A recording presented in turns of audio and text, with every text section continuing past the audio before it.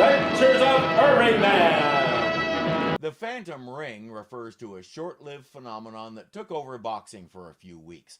Rather than trip over all those ropes and turnbuckles and all the rest, the boxers wore special collars, and the ring's perimeter was defined by the kind of invisible fence that you use to keep your dog in the yard.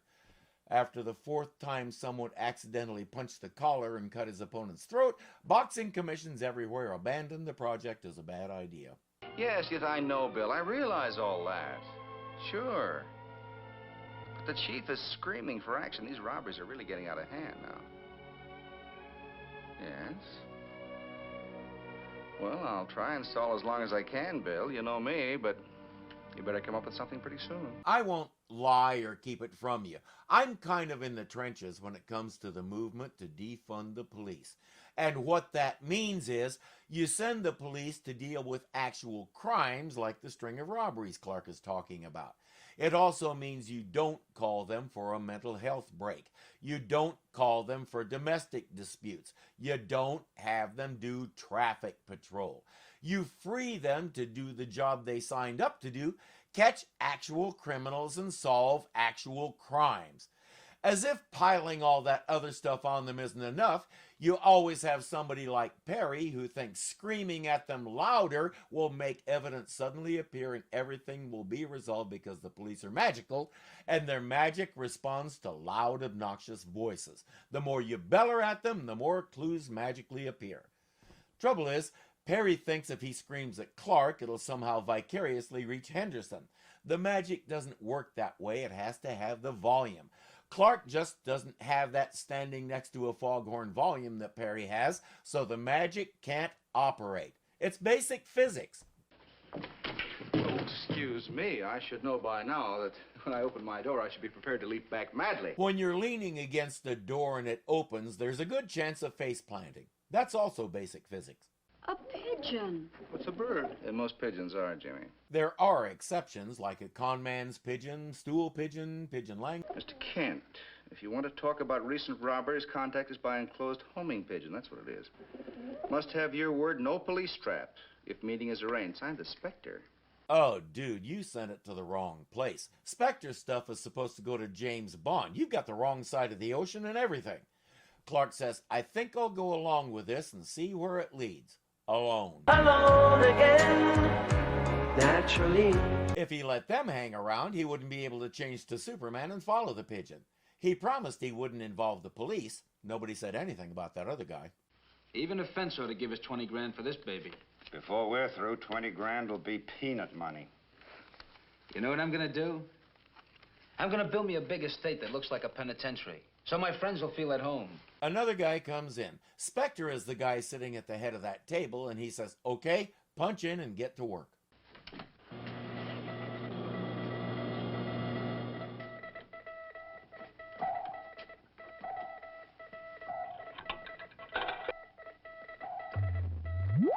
Better put us all in, Luke. What for? Just in case. It makes me feel safer. They have a futuristic slot machine that makes them feel safer. A blip appears on that radar screen. This radar screen, boss, it's a stroke of genius. But it's not there to warn us about pigeons. Hey, there's something else coming in, and it ain't no pigeon. Grab the stuff. It's a little late to try and run, boys. I'd stay put and take your medicine. Yank it.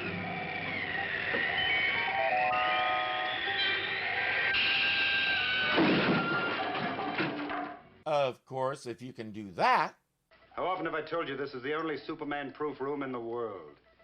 He can't get through the radar screen without warning us. The panel's lined with lead so he can't see the instruments. So you got Superman bottled up. But what about Clark Kent? Don't look like he's gonna play ball. Rather clever, that. Kept his word about the police, but he tipped off Superman. I'm afraid Mr. Kent has got to go. Here's where I'm having trouble. I can go with a machine that turns them invisible. There are lots of theoretical ways to do that. But 1956 radar required a very large antenna dish, rotating no less, that would be visible from somewhere no matter how well you tried to hide it. That means Superman would be able to see it, and all he has to do is disconnect it, and they're blind. Nobody will ever mention a dish. They won't even call Lois a dish. Now, take that warehouse robbery last night. Somehow they got by 2 guards, an alarm system, and a vault door, and nobody saw them. That's right. The day before that, it was a currency exchange, and that same night, a heavily guarded payroll. It's impossible. What did you just say, Bill? I said it's impossible. Yes, that's what I thought. Well, that might be just the answer we're looking for. Clark says, empty your mind of rationality and assume for a moment that we live in a world where literally anything can happen. In that kind of world, what would your first thought be? That's easy. The thieves are invisible. Exactly. Clark doesn't have enough information to run with that idea yet, but it stands to reason that if he can exist, so can a lot of unusual things. You're absolutely positive you saw that door open? Absolutely. I remember. I looked over and nobody came in. Wind. The wind blew it open. There hasn't been any wind in 2 days, Bill. Well, a little breeze anyway. Not even a puff of air. It's a better explanation than yours. Is it now?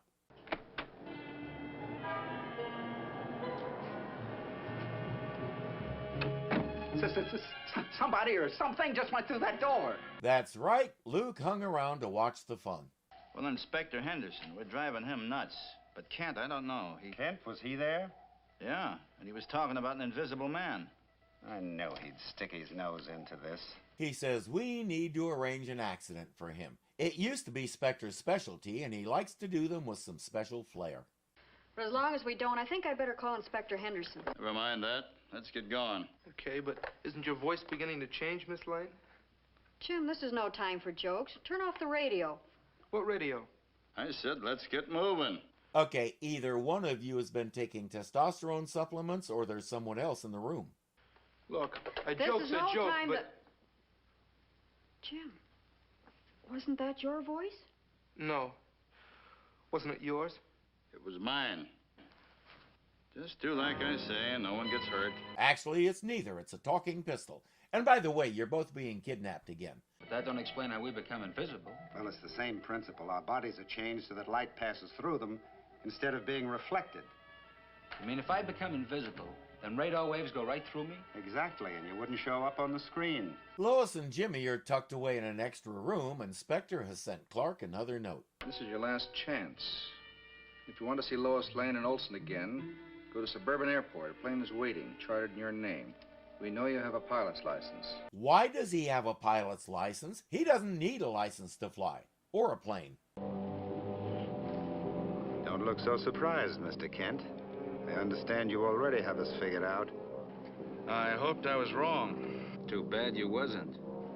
Oh, 2 of you. Yes, so don't try anything. Well, what's this all about? Why'd you want me up here in the air? A precaution, Mr. Kent, against a trap. However, they don't know he doesn't need a plane, so they'll throw him out of this one. But first, Clark would like to know how all this works. It's very simple. Anyone who carries one of these coins can be made invisible.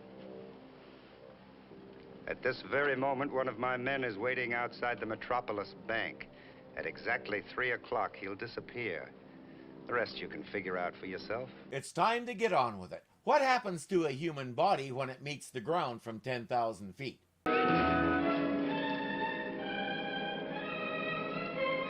Not that. But then that's not a human body. Superman. It's not so much fun to see me when I can see you, is it? Well, I was just waiting for a taxi cab. In that case, you won't mind going down to headquarters and giving yourself up to Inspector Henderson. It'll save me the trouble of catching you again and be a lot pleasanter for you. Yes, sir. And I'll just take that coin, if you don't mind. Needless to say, when they think they're punching Luke in, they actually turn Superman invisible. Remember what Spectre said about the radar? Like we did the last time.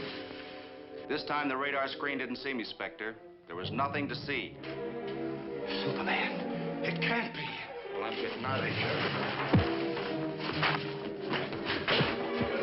Copyright issues being what they are, I can't show you the whole thing. But I hope you got a good taste there because these guys did a great job.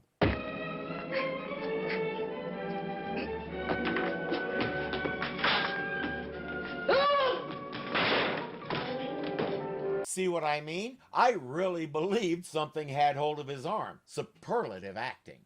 Superman releases Lois and Jimmy, assures them that yes, those guys did throw Clark Kent out of the plane. Yes, Superman caught him. Yes, he's fine. I assume he'll destroy that machine as soon as everybody's gathered up and taken to jail. But I think he should keep it. Can you imagine how scared crooks would be to do crook stuff if they couldn't even tell when Superman was coming? And it'd be great if it spilled over into the comics. Invisible Superman is a lot easier to draw. Hey everyone, thanks for watching. Be sure to click that like button and let me know you enjoyed this. And if you're not subscribed yet, you know what to do. You can also become a patron and help support this channel. The link is below. Thank you for watching.